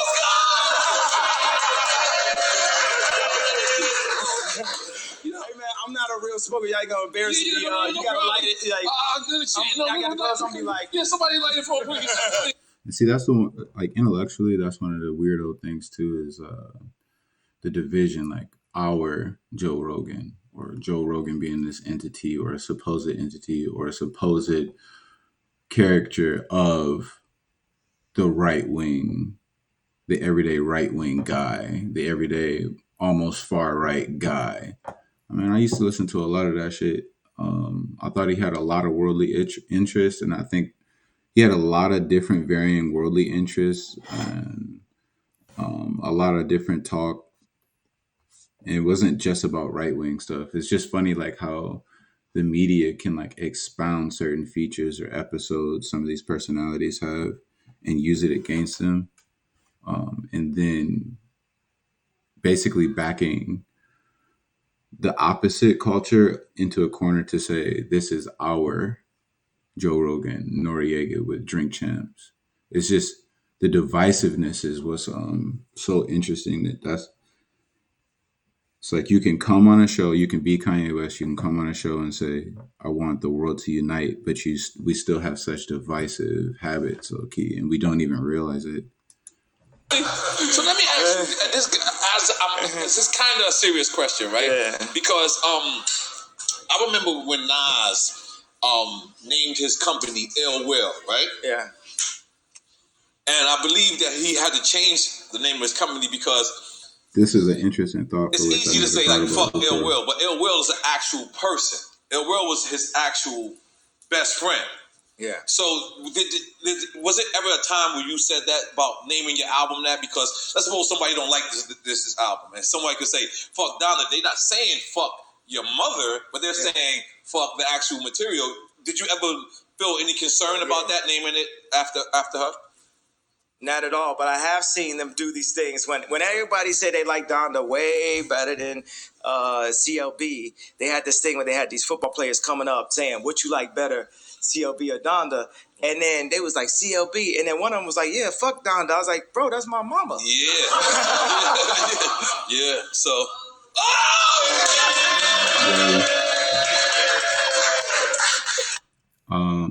Kanye doing the Elon Musk thing, as he references, is great. I mean, he ends up going off even more, low key.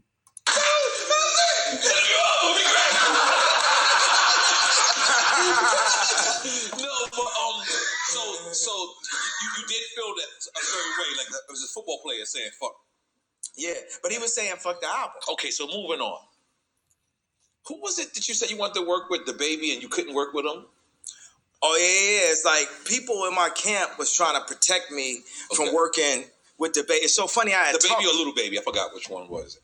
Well, you know, it was really hard for me to get in contact with both of them. In all actuality, I had to tweet to really. You had a red hat on at the time, though? No, this is after I had a red hat, but I still got a red hat on today. I'll let y'all know that. I might not got it on, but I'll let y'all know where I stand. Yeah. But that was one of the thing. Your first listening session was in the Mercedes Dome in Atlanta, and that was one of the standout things. Yeah. One, getting to hear you and Jay back together. Yeah. Getting to hear Jay say that this might be the return of the throne, but he did say, "I told him put that red hat all alone." Yeah, that was funny, bro. I literally got on some like Michael from Goodfellas, like going crazy. Like, it ain't like that. You can't tell me what hat to wear. I done had gangsters try to take my hat when I was little. Right. It was like, and then, but I did get him though, because I heard that he was watching on the third listener session. Okay. So we start off with Jail and song, and then it's like he's not on it. Then it's the baby. Yeah, it's the baby. He's not on it. Yeah. We watched that too. Yeah, and he had to be like but the baby verse is hard to man. You know what's another thing? It's so funny.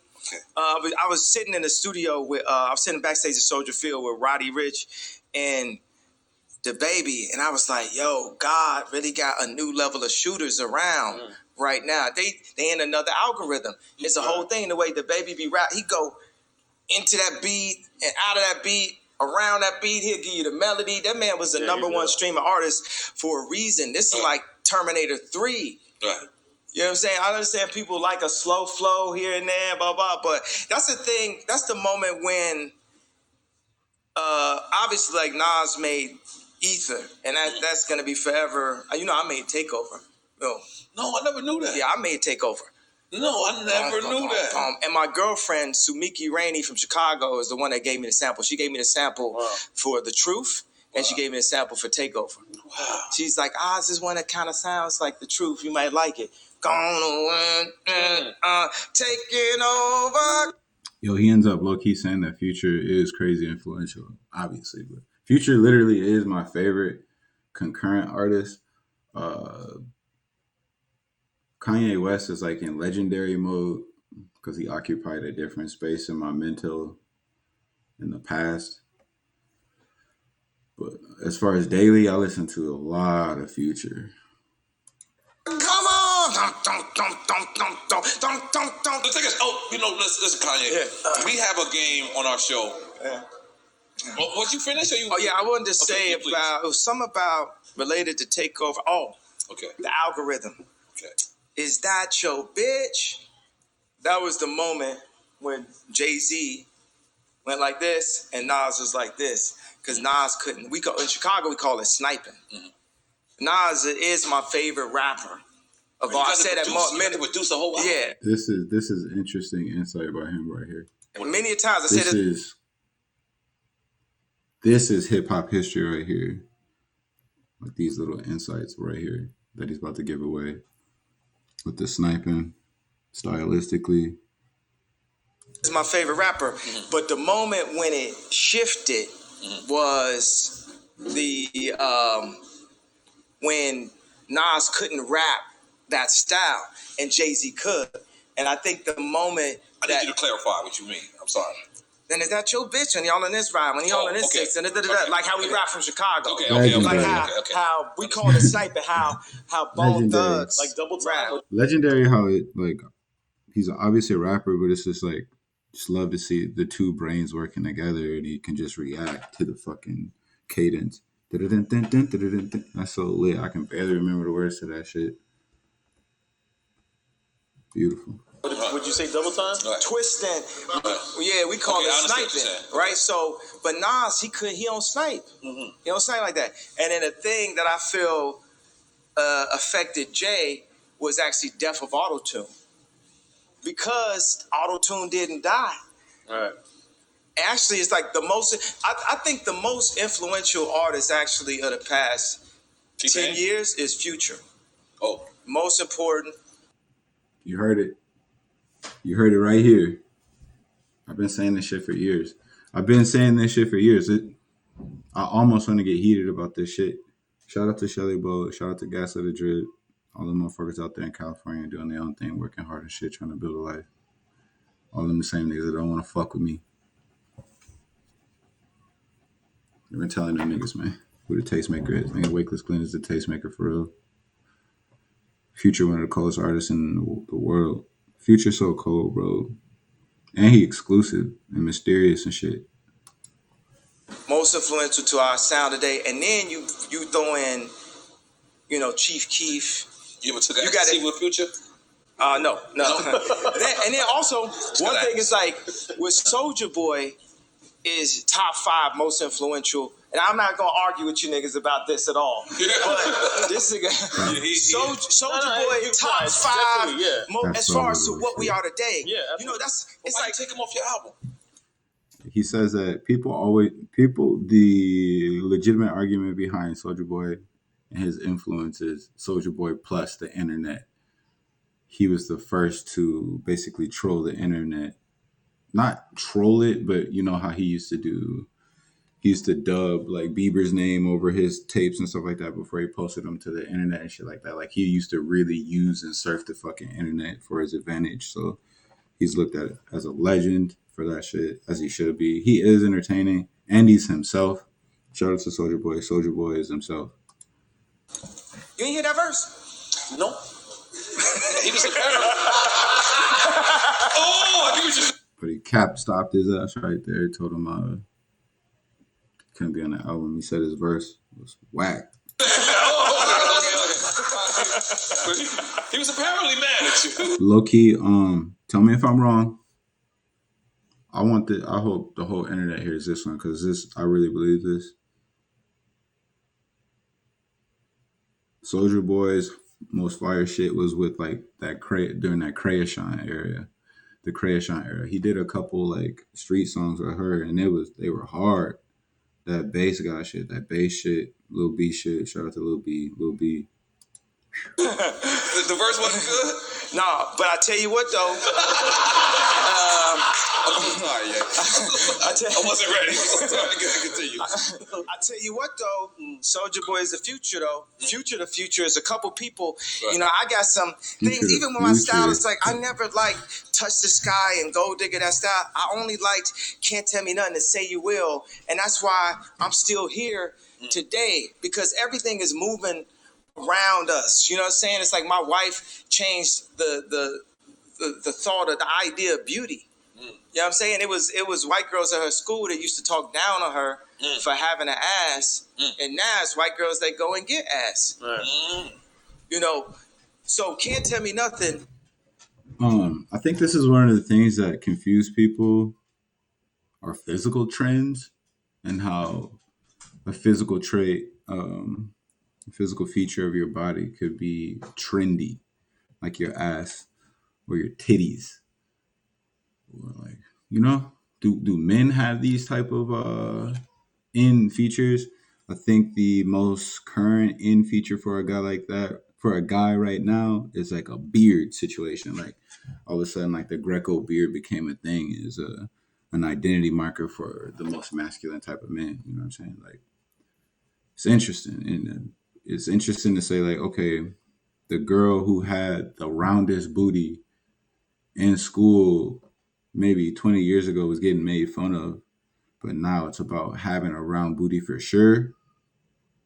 I mean, that's interesting. That's interesting. Shout out to all the booties out there and the titties. My thoughts behind it, I did Can't Tell Me Nothing for Jeezy, and That was his record. it was for him. Okay. And I got DJ Toomp to do the drums because You're right about the tattoos. Tattoos, that's true. The Tattooed Man, I got a book on my table here. The Tattooed Man. Yeah, you're right. I missed that one.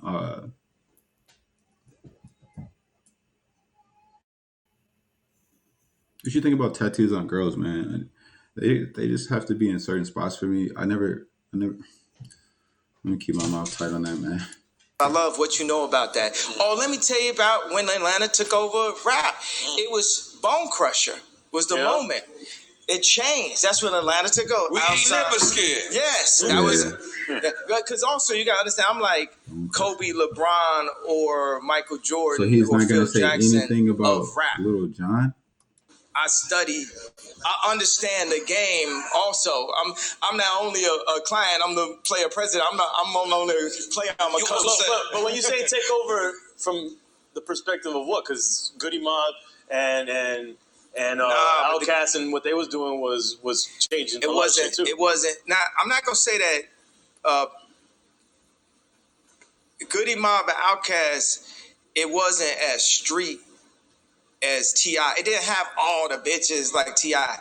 Father God, excuse me for saying bitches. Goody Mob and Outkast. Some tight ass shit. I can't wait, can't wait. I can't wait, no, I can't wait. Boom, boom, boom. That shit is so fire. This is just a different type of groove. This is dedicated to the lovers. That shit fire. But the orphanage that I'm creating called Donda, named after my mom, because my mom saved my life. My mom was like, I'm keeping. What people don't understand too, the pertinence behind the Donda thing is firm building firms. FIRMS apostrophe S, that is.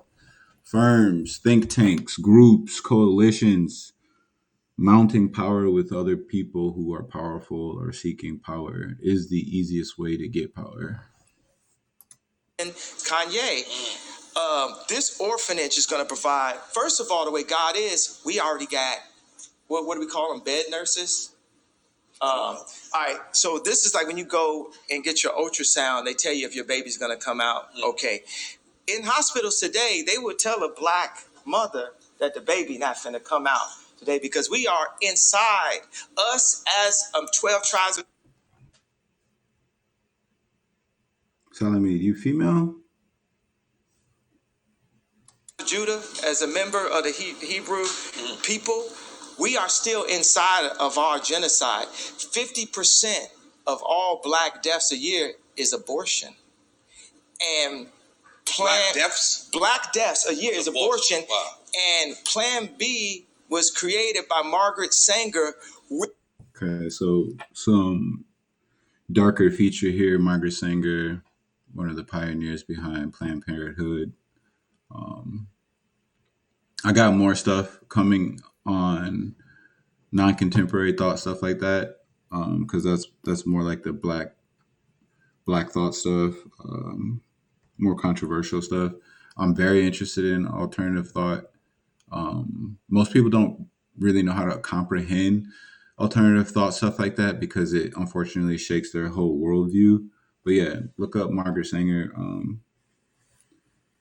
It was what he's expounding on is the thought and the fact that Margaret Sanger helped to create programs for abortion in Black communities, in subjugated communities, basically on purpose to suppress their development. It's development suppression. It's almost like an Aryan way.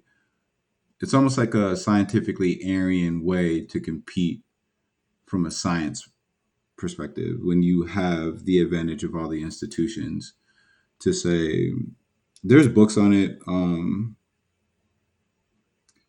That's why critical race theory is CRT is getting so much backlash right now in right-wing communities and in middle ground communities in middle America is because of what you would call white guilt that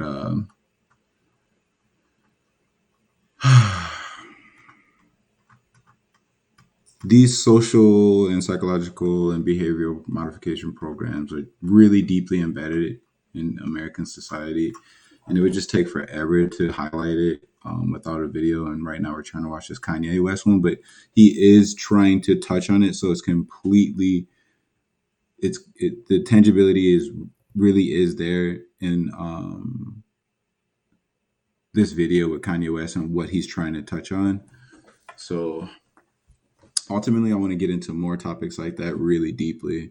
And I hope you guys were going to be excited for that. I know there's not many viewers right now, but for anybody, even one person that's interested out there,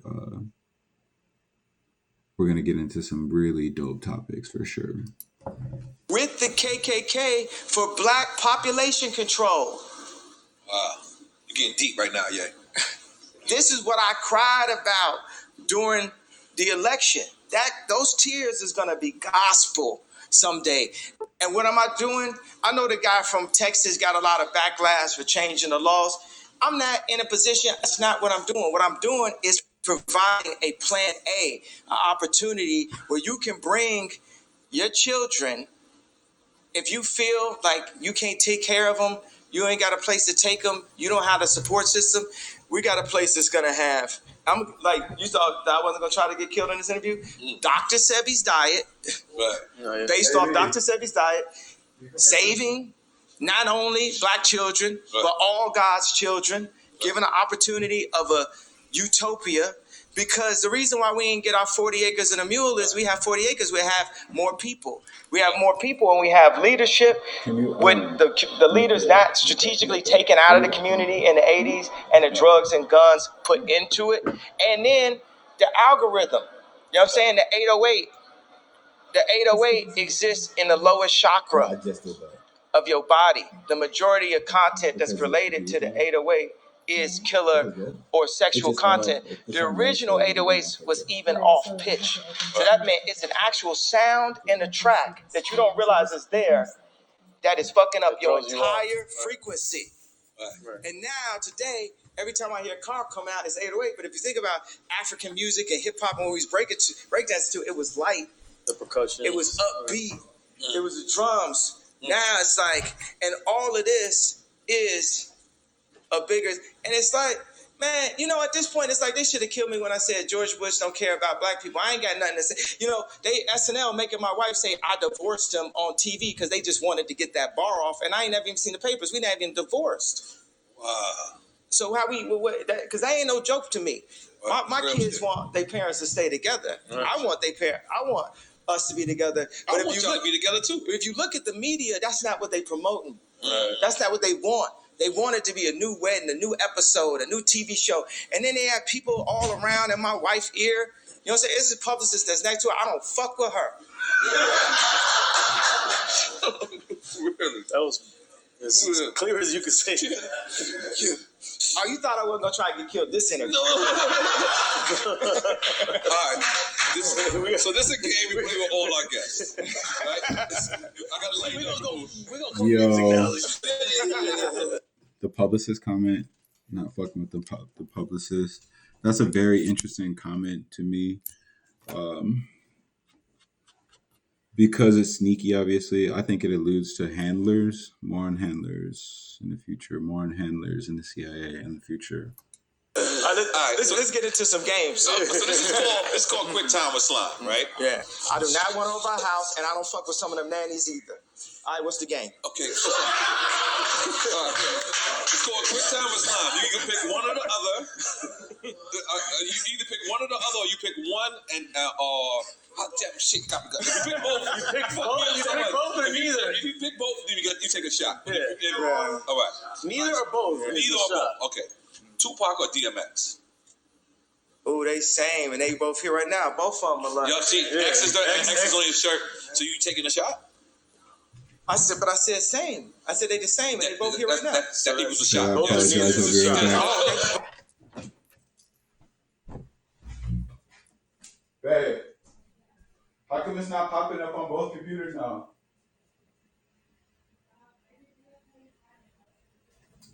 I had them both.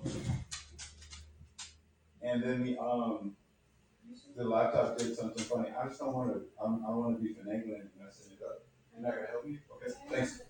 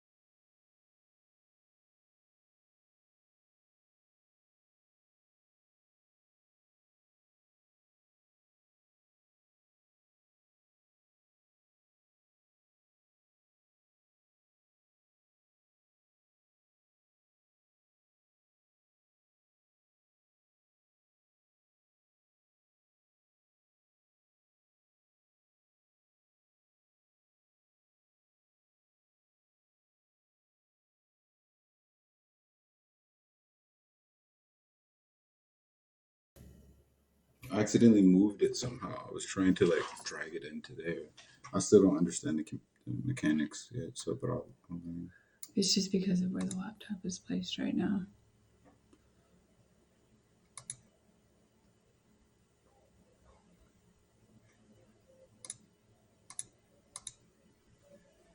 So does the other one still exist? Yeah, I think this one is still going. It's just I moved video. it. I slid it somehow.